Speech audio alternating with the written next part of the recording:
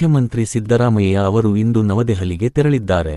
ದೆಹಲಿಯಲ್ಲಿ ಕಾಂಗ್ರೆಸ್ ಹೈಕಮಾಂಡ್ ನಾಯಕರನ್ನು ಭೇಟಿ ಮಾಡಿ ರಾಜ್ಯ ರಾಜಕಾರಣದ ಬಗ್ಗೆ ಚರ್ಚೆ ನಡೆಸುವ ಸಾಧ್ಯತೆಯಿದೆ.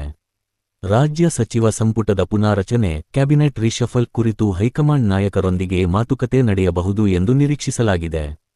ಈ ವಿಷಯವು ಇಂದು ರಾಜ್ಯ ರಾಜಕಾರಣದಲ್ಲಿ ಪ್ರಮುಖ ಚರ್ಚೆಯ ವಿಷಯವಾಗಿದೆ. ಬಿಹಾರ ವಿಧಾನಸಭಾ ಚುನಾವಣೆಯ ಫಲಿತಾಂಶದ ನಂತರ ರಾಜ್ಯ ರಾಜಕಾರಣದಲ್ಲಿ ಕೇಳಿಬರುತ್ತಿದ್ದ ಮುಖ್ಯಮಂತ್ರಿ ಬದಲಾವಣೆ ಅಥವಾ ನವೆಂಬರ್ ಕ್ರಾಂತಿ ಕುರಿತ ಊಹಾಪೋಹಗಳಿಗೆ ತಾತ್ಕಾಲಿಕ ವಿರಾಮ ಸಿಕ್ಕಿದೆ ಎಂದು ರಾಜಕೀಯ ವಲಯದಲ್ಲಿ ವಿಶ್ಲೇಷಿಸಲಾಗಿದೆ. ಬಿಹಾರದಲ್ಲಿ ಎನ್ಡಿಎಗೆ ಬಹುಮತ ಬಂದಿರುವುದರ ಬಗ್ಗೆ ಸಿದ್ದರಾಮಯ್ಯ ಅನುಮಾನ ವ್ಯಕ್ತಪಡಿಸಿದ್ದಾರೆ. ರಾಜ್ಯದಲ್ಲಿ ಮುಖ್ಯಮಂತ್ರಿ ಬದಲಾವಣೆ ಬಗ್ಗೆ ಕೇಳಿಬಂದ ಊಹಾಪೋಹಗಳ ಕುರಿತು ಸುದ್ದಿಗಾರರು ಪ್ರಶ್ನಿಸಿದಾಗ, ನಾಯಕತ್ವ ಬದಲಾವಣೆ ಬಗ್ಗೆ ನನಗೇನೂ ಗೊತ್ತಿಲ್ಲ, ಮುಖ್ಯಮಂತ್ರಿ ಅವರನ್ನೇ ಕೇಳಿ ಎಂದು ಉತ್ತರಿಸಿದ್ದಾರೆ. ಮುಖ್ಯಮಂತ್ರಿ ಮತ್ತು ತಮ್ಮ ನಡುವಿನ ಚರ್ಚೆಗಳು ಮಾತ್ರ ಮುಖ್ಯ, ಬೇರೆಯವರ ಹೇಳಿಕೆಗಳು ಮುಖ್ಯವಲ್ಲ ಎಂದಿದ್ದಾರೆ. ಮುಖ್ಯಮಂತ್ರಿ ಸಿದ್ದರಾಮಯ್ಯ ಅವರೊಂದಿಗೆ ಡಿ.ಕೆ. ಶಿವಕುಮಾರ್ ಕೂಡ ನವದೆಹಲಿಗೆ ತೆರಳಿದ್ದಾರೆ. ಸಚಿವ ಸಂಪುಟ ಪುನಾರಚನೆ ಸೇರಿದಂತೆ ರಾಜ್ಯದ ರಾಜಕೀಯ ಬೆಳವಣಿಗೆಗಳ ಬಗ್ಗೆ ಹೈಕಮಾಂಡ್ ನಾಯಕರೊಂದಿಗೆ ಚರ್ಚಿಸುವ ಸಾಧ್ಯತೆಯಿದೆ. ಬಿಹಾರ ವಿಧಾನಸಭಾ ಚುನಾವಣೆಯಲ್ಲಿ ಎನ್ಡಿಎ ಗೆಲುವಿನ ಬಗ್ಗೆ ಪ್ರತಿಕ್ರಿಯೆ ನೀಡಿದ ಅವರು, ಕಾಂಗ್ರೆಸ್ ಪಕ್ಷ ಮತ್ತು ಇಂಡಿಯಾ ಮೈತ್ರಿಕೂಟ ಹೊಸ ಕಾರ್ಯತಂತ್ರ ರೂಪಿಸುವ ಅಗತ್ಯವಿದೆ ಎಂದಿದ್ದಾರೆ. ಈ ಫಲಿತಾಂಶದ ಹಿನ್ನೆಲೆಯಲ್ಲಿ ಬಿಜೆಪಿ ನಾಯಕರು ಡಿಕೆಶಿ ವಿರುದ್ಧ ವ್ಯಂಗ್ಯವಾಡಿದ್ದಾರೆ. ನಿನ್ನೆ ನವೆಂಬರ್ 14 ನಡೆದ ತಮ್ಮ ನೀರಿನ ಹೆಜ್ಜೆ ಪುಸ್ತಕ ಬಿಡುಗಡೆ ಸಮಾರಂಭದಲ್ಲಿ ವಿರೋಧ ಪಕ್ಷದವರು ತಮ್ಮ ಬಗ್ಗೆ ಮಾಡಿದ ಟೀಕೆಗಳು ಮತ್ತು ಹಾಕಿಸಿದ ಕೇಸುಗಳ ಬಗ್ಗೆ ಮಾತನಾಡಿದ್ದಾರೆ. ಅಲ್ಲದೆ ತಮಗೆ ಅಂದು ವಿದ್ಯುತ್ ಖಾತೆ ಬೇಕಿತ್ತು, ಆದರೆ ನೀರಾವರಿ ಖಾತೆ ಸಿಕ್ಕಿದ್ದು ಹೇಗೆ ಎಂಬ ರಾಜಕೀಯ ನೆನಪುಗಳನ್ನು ಮೆಲುಕು ಹಾಕಿದ್ದಾರೆ. ಮೇಕೆದಾಟು ಯೋಜನೆ ವಿರುದ್ಧ ತಮಿಳುನಾಡು ಸಲ್ಲಿಸಿದ್ದ ಅರ್ಜಿಯನ್ನು ಸುಪ್ರೀಂಕೋರ್ಟ್ ವಜಾಗೊಳಿಸಲು ತಾವು ಮಾಡಿದ ಪ್ರಯತ್ನಗಳನ್ನು ಮುಖ್ಯಮಂತ್ರಿ ಸಿದ್ದರಾಮಯ್ಯ ಕೊಂಡಾಡಿದ್ದಾರೆ. ರಾಜ್ಯ ರಾಜಕಾರಣದಲ್ಲಿ ಕೇಳಿಬರುತ್ತಿದ್ದ ನವೆಂಬರ್ ಕ್ರಾಂತಿ, ಮುಖ್ಯಮಂತ್ರಿ ಬದಲಾವಣೆ ಊಹಾಪೋಹಗಳ ಬಗ್ಗೆ ಸಚಿವ ಜಮೀರ್ ಅಹಮದ್ ಖಾನ್ ಅವರು ತೀಕ್ಷ್ಣವಾಗಿ ಪ್ರತಿಕ್ರಿಯಿಸಿದ್ದಾರೆ. ಮುಖ್ಯಮಂತ್ರಿ ಸಿದ್ದರಾಮಯ್ಯ ಅವರು 2028ರವರೆಗೂ ಮುಖ್ಯಮಂತ್ರಿಯಾಗಿ ಮುಂದುವರಿಯಲಿದ್ದಾರೆ ಎಂದು ಅವರು ಪುನರುಚ್ಚರಿಸಿದ್ದಾರೆ. ಸಿಎಂ ಕುರ್ಚಿ ಖಾಲಿ ಇಲ್ಲ ಎಂದು ಹೇಳುವ ಮೂಲಕ ನಾಯಕತ್ವದ ಬಗ್ಗೆ ಸ್ಪಷ್ಟ ಸಂದೇಶ ನೀಡಿದ್ದಾರೆ. ಸಚಿವ ಸಂಪುಟ ಪುನಾರಚನೆ ಮತ್ತು ಡಿಸಿಎಂ ಸ್ಥಾನದ ಆಕಾಂಕ್ಷಿಗಳ ಬಗ್ಗೆ ಕೇಳಿದ ಪ್ರಶ್ನೆಗಳಿಗೆ ಅವರು ತಮ್ಮದೇ ಶೈಲಿಯಲ್ಲಿ ಪ್ರತಿಕ್ರಿಯೆ ನೀಡಿದ್ದಾರೆ.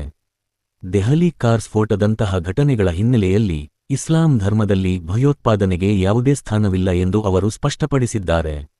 ವಸತಿ ಯೋಜನೆಗಳ ಅಡಿಯಲ್ಲಿ ಮನೆಗಳ ಹಂಚಿಕೆಯಲ್ಲಿನ ಭ್ರಷ್ಟಾಚಾರದ ಆರೋಪಗಳ ಬಗ್ಗೆ ತನಿಖೆಗೆ ಆದೇಶಿಸುವುದಾಗಿ ಈ ಹಿಂದೆ ಹೇಳಿಕೆ ನೀಡಿದ್ದರು. ವಿವಾದಕ್ಕೆ ಕಾರಣವಾಗಿದ್ದ ಕಲಬುರಗಿ ಜಿಲ್ಲೆಯ ಚಿತ್ತಾಪುರದಲ್ಲಿ ನಡೆಯಲಿರುವ ಆರ್ಎಸ್ಎಸ್ ಪಥಸಂಚಲನಕ್ಕೆ ಕರ್ನಾಟಕ ಹೈಕೋರ್ಟ್ ಷರತ್ತುಬದ್ಧ ಅನುಮತಿ ನೀಡಿದೆ. ನವೆಂಬರ್ 16ರಂದು ನಡೆಯಲಿರುವ ಈ ಕಾರ್ಯಕ್ರಮದಲ್ಲಿ ಕೇವಲ 350 ಜನರು ಮಾತ್ರ ಭಾಗವಹಿಸಲು ಅವಕಾಶ ಕಲ್ಪಿಸಲಾಗಿದೆ. ಈ ಹಿಂದೆ ಸ್ಥಳೀಯ ಆಡಳಿತವು ಕಾನೂನು ಸುವ್ಯವಸ್ಥೆಯ ಕಾರಣ ನೀಡಿ ಅನುಮತಿ ನಿರಾಕರಿಸಿತ್ತು.